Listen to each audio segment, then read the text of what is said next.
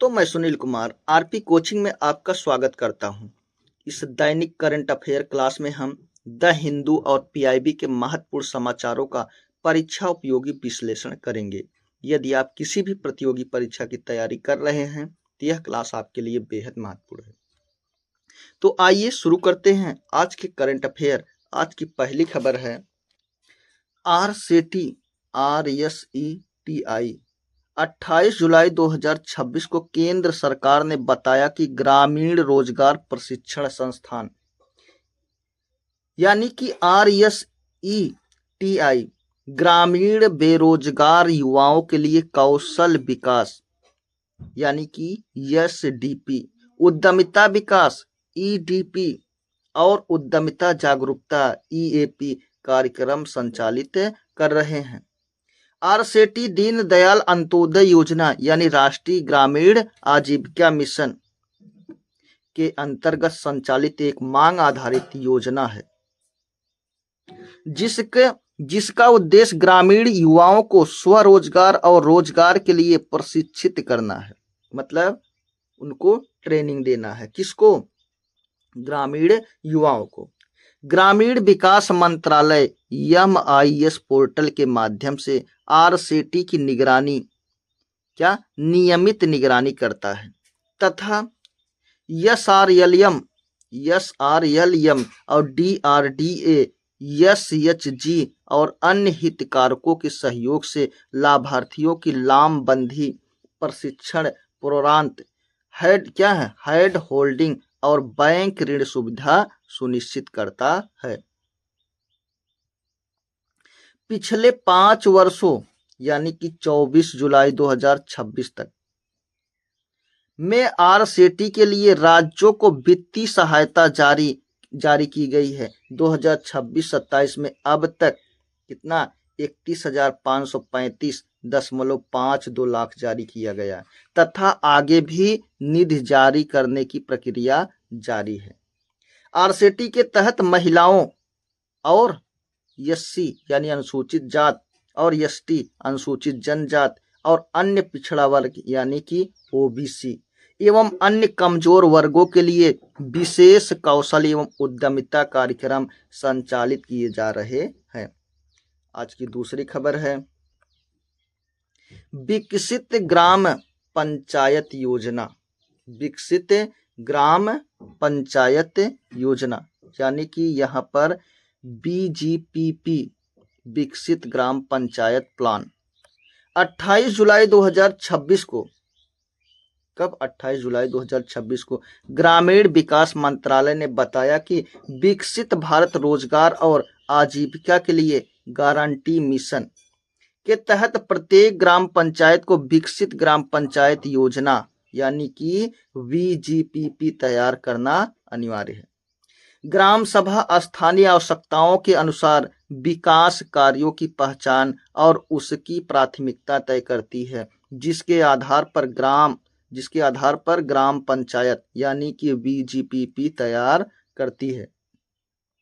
युक्त धारा एक GIS आधारित योजना युक्त धारा ग्रामीण विकास योजनाओं के लिए GSI आधारित प्लानिंग एक पोर्टल है जो भू-स्थानीय जानकारी के आधार पर वैज्ञानिक एवं साक्ष्य आधारित योजना निर्माण में करता है? यह सहायता करता है, हेल्प करता है।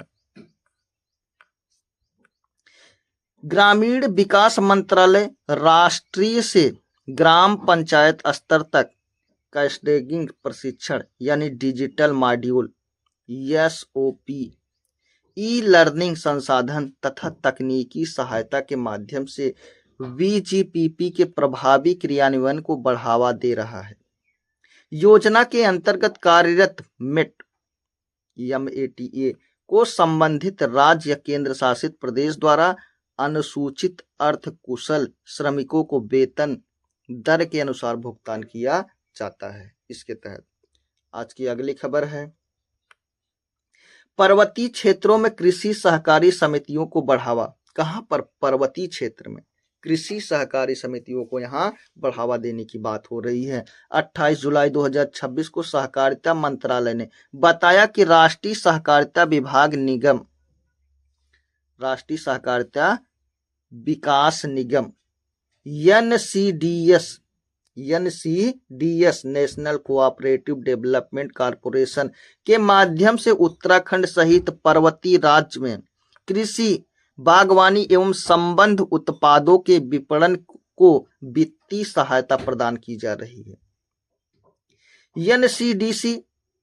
NCDC national cooperative development corporation सेवा एवं बाजार सहायता को मजबूत करने के लिए जम्मू कश्मीर, लद्दाख, सिक्किम, मणिपुर, मिजोरम, त्रिपुरा, अरुणाचल प्रदेश, मेघालय और नागालैंड सहित पर्वतीय एवं दूरस्थ क्षेत्रों में नए कार्यालय स्थापित किए। यहाँ पर किसानों को गुणवत्तापूर्ण एवं किफायती बीज उपलब्ध कराने हेतु भारतीय बीज सहकारी समिति लिमिटेड यानी BBSSL, भारतीय बीज सहकारी समिति लिमिटेड का गठन किया गया। उत्तराखंड में अब तक 2488 क्विंटल प्रमाणित बीज उपलब्ध कराए गए। कहां पर? उत्तराखंड में। पर्वतीय क्षेत्रों के उत्पादों को राष्ट्रीय एवं अंतर्राष्ट्रीय बाजार उपलब्ध कराने के लिए राष्ट्रीय सहकारी समिति लिमिटेड यानी NCL, पर्वतीय क्षेत्र में जो उत्पादन होगा उसको अंतर्राष्ट्रीय बाजार यानी मतलब अंतर्राष्ट्रीय बाजार में बेचने की व्यवस्था करना किसका काम है? NCLE, ऐसी व्यवस्था बनाना इसका काम है। किसका? NCEL यानी कि नेशनल कोऑपरेटिव एक्सपोर्ट लिमिटेड। तथा जैविक उत्पादों के प्रापण, ब्रांडिंग, विपणन के लिए राष्ट्रीय सहकारी ऑर्गेनिक्स लिमिटेड यानी कि NCOL national cooperative organic limited, यहाँ पर उसकी स्थापना की गई।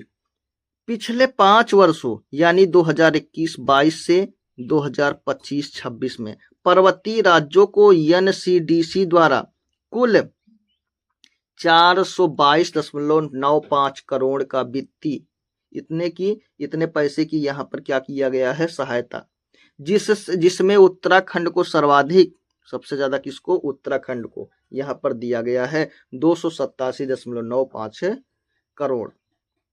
आज की अगली खबर है, बाघ संरक्षण में भारत सबसे आगे। किसकी बात हो रही है? बाघ संरक्षण।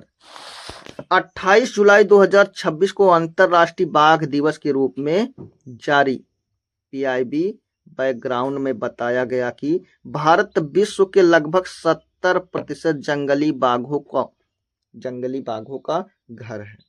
मतलब भारत में पूरे पृथ्वी पर जितने बाघ रहते हैं उसके 70% कहां पर? भारत में रहते हैं। और बाघ संरक्षण के लिए क्षेत्र में वैश्विक अग्रणी यह क्या है? विश्व में आगे यह बना है। कौन? भारत। अखिल भारतीय बाघ अनुमान 2022 के अनुसार भारत में 3642 बाघ हैं। कितना? 3642 नहीं, 82 है। कितना? 3682 यानी 3682 बाघ कहां पर हैं? भारत में। यह सर्वेक्षण 20 राज्यों में, कितने राज्यों में? 20 राज्यों में 6.41 लाख वर्ग किलोमीटर से अधिक क्षेत्र में किया गया। मतलब इतना एरिया में इतने बाघ रहते हैं, ये सर्वे किया गया।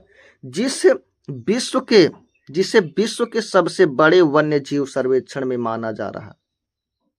भारत में प्रोजेक्ट टाइगर के अंतर्गत 18 राज्यों में 58 टाइगर रिजर्व स्थापित है।